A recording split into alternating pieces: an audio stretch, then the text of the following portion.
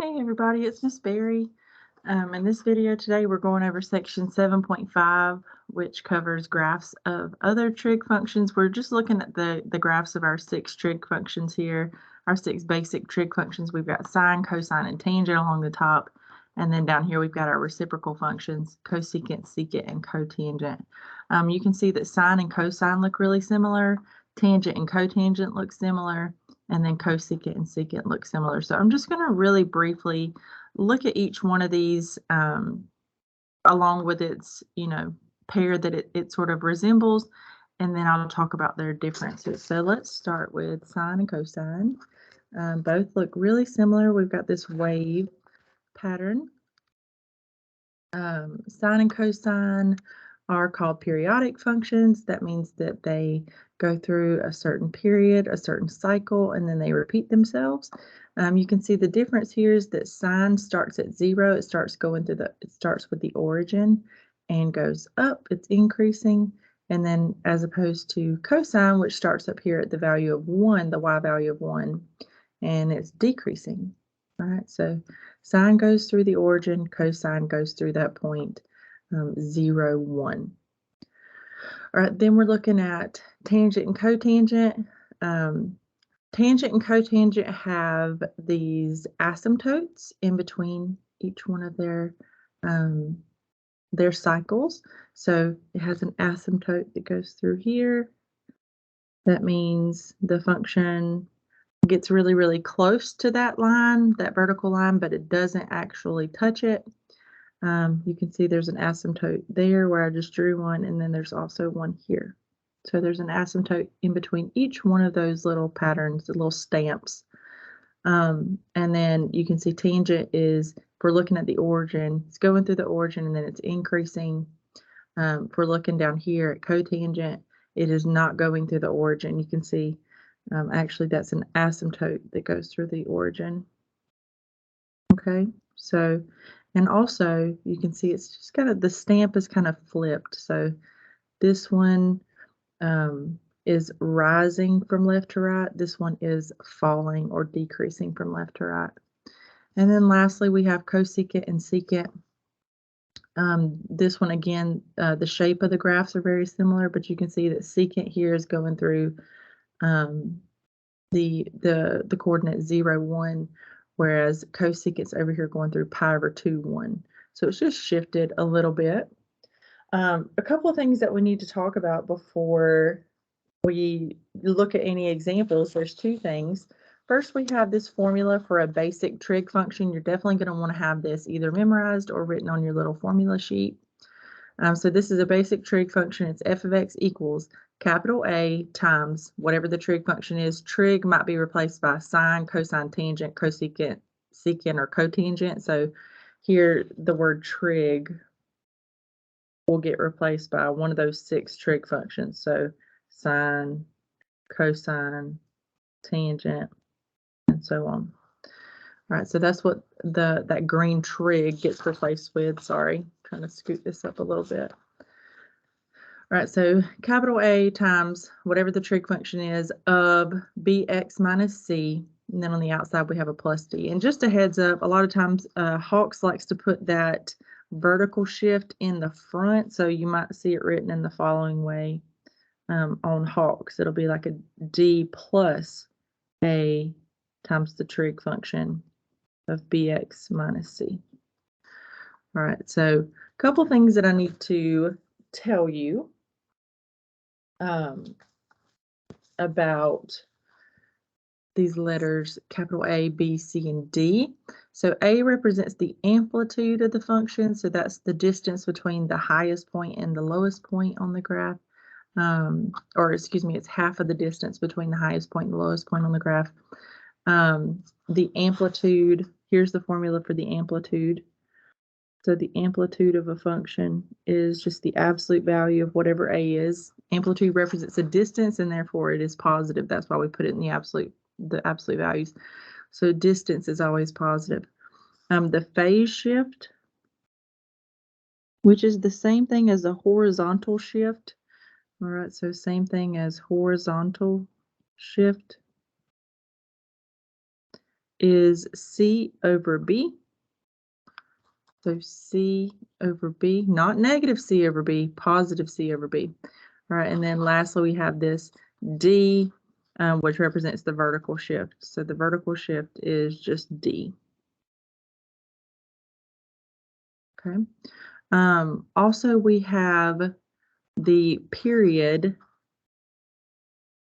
The period of the function is, this is how long it takes to repeat that pattern, and the period is 2 pi over B. 2 pi over B. And again, if we're being really careful here, we would put absolute values around this B because, again, the period represents a distance. It's the distance it takes for that trig function to complete one full cycle. But your book, the formula that your book gives, does not have absolute values around the B. And I think that's just because they're always going to give you a positive number here. All right, last thing I need to show you before we look at some examples are these graph transformations. You should remember this from an earlier, either in college algebra, if you're in trig, or from the beginning part of pre-calculus, if you're in pre-calc. So we have these graph transformations. You could see the first two represent a vertical shift.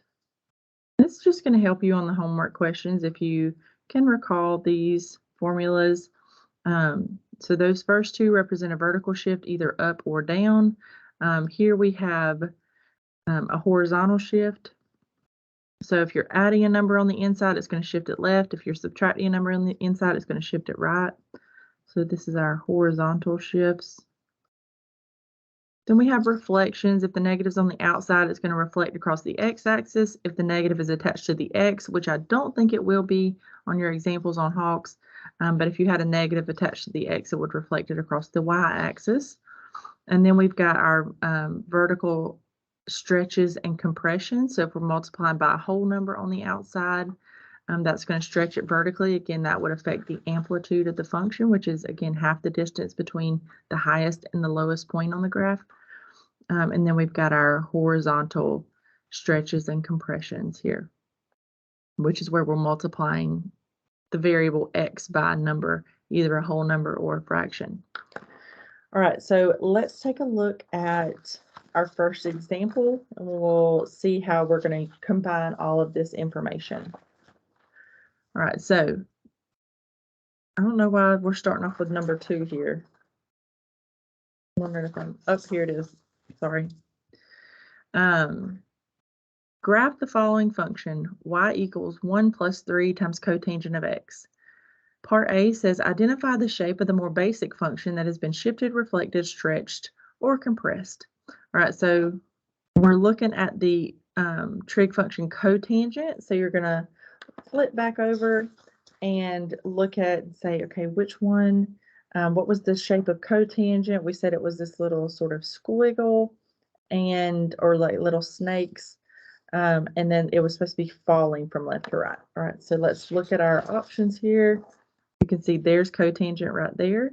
So it's a little snaky pattern and it's falling from left to right. All right, so there's our first answer. All right, so that's our basic function, cotangent. Then it says, determine how the general shape of the graph chosen in part A, so this graph right here, determine how that graph would be shifted, stretched, or reflected for the given function. All right, so starting off, we have this vertical shift out in front. Again, in the formula for the basic sinusoidal function, we typically write it at the end, but like I said, Hawks loves to write that vertical shift at the front. So that number represents D, our vertical shift. Right, so that plus or positive 1 represents a vertical shift up 1. So vertical shift up 1. Right, going back up here. So I'm going to just sort of highlight the pieces as we go through them. So we've taken care of that 1. Now we've got this 3 that's out in front of cotangent. All right, so that's a vertical stretch. So if we're multiplying by a whole number on the outside, that's a vertical stretch. And I'm just making sure that I'm wording this correctly before I write the actual answer. Yes, it'll say stretch or compress the graph, right? So we would say to multiplying by 3 out front, then we're going to vertically stretch by a factor of 3. All right, so again, all of this is coming from that list of graph transformations. It says right here, if I multiply by a whole number on the outside, I'm stretching vertically by a factor of whatever the number is. All right, so took care of the 3. You can see there's nothing left here. I'm not doing anything to x. I'm not multiplying it by a number. I'm not adding or subtracting anything to x. So this takes care of all of my transformations. I just shift it up 1 vertically and then vertically stretch by a factor of 3. All right, so let's take a look at a little bit more complicated function. We've got graph the following function. Part 1, identify the shape of the more basic function that has been shifted, reflected, stretched, or compressed. All right, so this is tangent. We know tangent looks like the little snakes or the little squiggles, and it's going to be rising from left to right. All right, so that would be this one. All right, then it says determine how the general shape of the graph chosen in part A. So determine how this graph would be shifted, stretched, and reflected for the given function. All right, so lots of stuff happening here. We've got this negative out front. We're multiplying by a fraction. Then we've got x on the inside being multiplied by a fraction. So there's a lot going on here. Let's take care of that negative first. So if you're multiplying by a negative on the outside, that's right here. So that means we reflect across the x-axis. Right, so that's our first transformation. Reflect across the x-axis.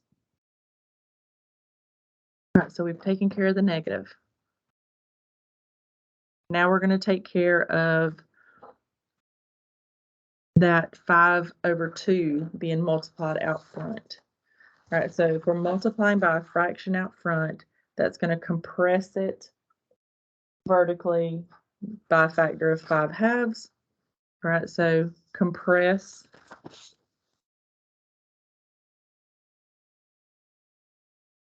vertically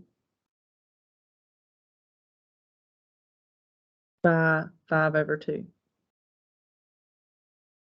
All right, so we've taken care of the 5/2. Now we're moving to the inside of the function. So here's tangent, we're moving to the inside. We're going to say, okay, what's happening here if we are multiplying by 2/3? Looking at our transformation list, it says if you multiply by a fraction on the inside, it's going to stretch it horizontally. All right, so stretch it horizontally.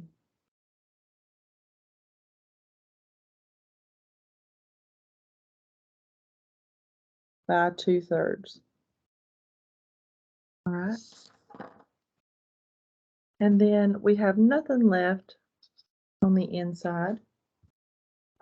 And now what I'm going to do, and so we've taken care of the entire function. We're not shifting it vertically. There's nothing added onto the end. So we've taken care of all those transformations. The last thing I wanted to do with you guys is go over one more example and just show you what it's going to look like on Hawks. So let's jump over to Hawks.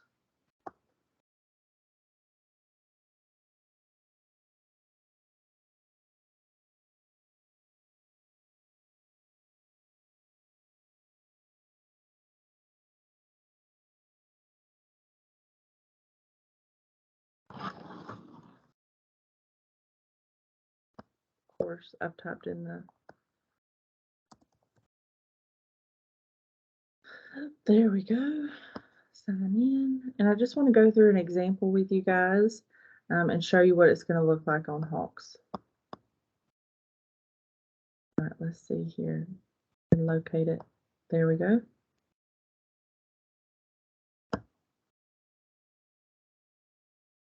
All right, I want to get one that's a little bit complicated. So let me see if I can find one. There we go. This is perfect. All right, so it says graph the following function. Y equals -5/2 times secant of 2/3 x minus 3 pi over 2. Identify the shape of the more basic function that's been shifted, reflected, stretched, or compressed. So this one's going to be secant. Looking at our graphs down there, we know that this one is secant. So it's the one that's little u's, and it's going to go through that point 0, 1. All right, so submit, got that one. Now the next part is going to be the transformation part. So it says determine how the general shape of the graph chosen in the previous step would be shifted, stretched, and reflected for the given function, and then graph on the axes. It's going to automatically graph it for you as you select these transformations. All right, so we've got this negative out front. That's going to be an x-axis reflection, so you just click that. And we're not adding a number to the end, or there's nothing being added in the beginning, so there's no vertical shift, so you just select none. Then we're looking for the phase shift. We know the phase shift is C over B, so that's 3 pi over 2 over 2/3. So let's say, comparing our graph transformation list, we know that if you're subtracting a number on the inside, it's going to shift it right. All right, so shift right. And the units that it's going to shift, C over B, so it's going to be 3 pi over 2 over 2/3. So let's work that out right here. 3 pi over 2 divided by 2/3. We know the phase shift is C over B. All right, so keep, change, flip. So keep the top, change that to multiplication, flip the bottom fraction. All right, so 3 times 3 is 9, so 9 pi in the top. Multiply the numbers, the pi just tags along. 2 times 2 is 4. All right, so 9 pi over 4. All right, so let's do our little keypad fraction. 9 pi over 4. Okay, you can see it went ahead and shifted it for me. Let's look at the vertical stretch or compression. That's where we're multiplying by the number on the outside. So we've got 5/2. Remember, we already took care of that negative by saying that we were reflecting across the x-axis. So it's just 5 over 2 is what we're multiplying secant by. So yes, we're going to stretch it vertically by the factor of 5 over 2. So fraction 5 over 2.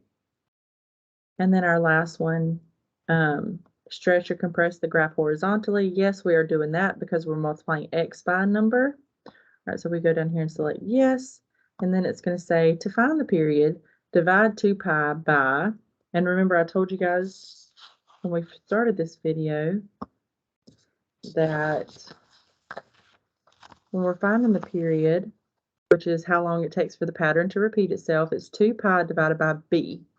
B is the number that's attached to x. All right, so let's look back at our function. We're looking for the number attached to x. That's 2 over 3. All right, so do your little fraction. 2 over, so it doesn't actually want you to divide 2 pi by 2/3. It just wants you to tell it what would you divide 2 pi by to get the period. And that's it. All right, so hopefully that helps you get started on this homework. If you do have any additional questions over section 7.5, please let me know. Otherwise, I'll see you guys in my next video. Have a good day.